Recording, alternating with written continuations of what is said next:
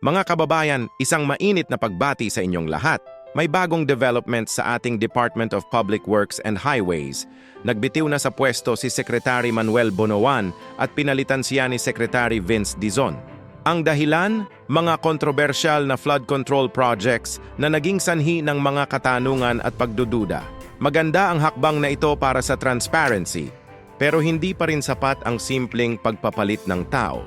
Kailangan nating maintindihan na ang problema ng korupsyon ay mas malalim pa sa inaakala natin.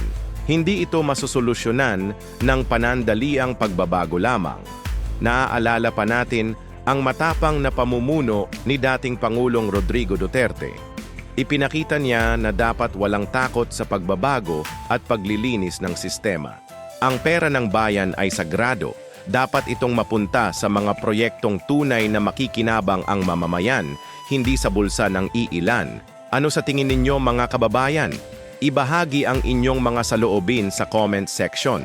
Huwag kalimutang mag-subscribe at i-click ang notification bell para sa mga updates. Maraming salamat sa inyong pakikinig.